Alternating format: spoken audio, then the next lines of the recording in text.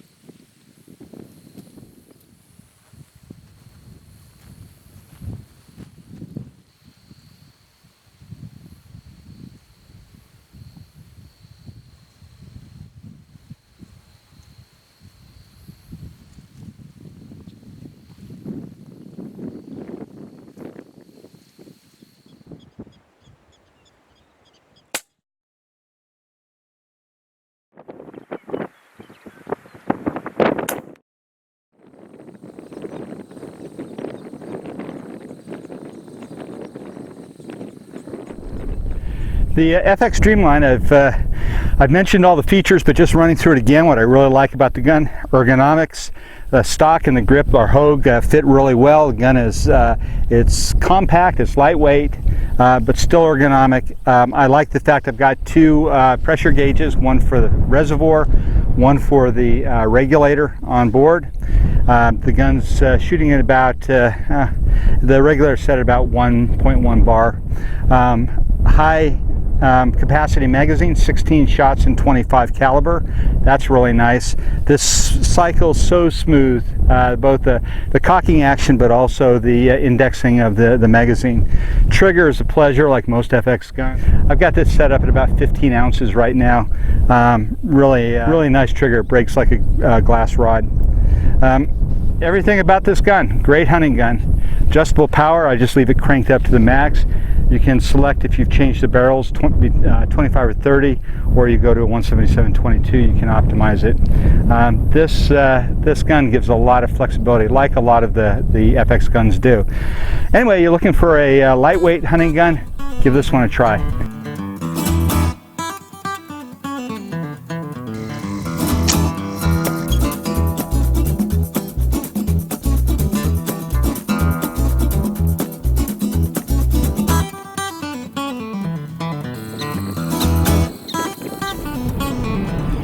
On my way home, had a good couple of days with the FX Dreamline, and as you see in the video, I had to work hard out there, and man, I banged up my leg really bad right before the trip too, so I was limping all over. It kind of hindered me from moving around as much as I normally do. But anyway, I had a good hunt, shot a few dozen prairie dogs, and was really pleased with the way the Dreamline handled. I'm going to be using that gun a lot this season. I think next up will be squirrel hunting, and we'll see how it does in the woods.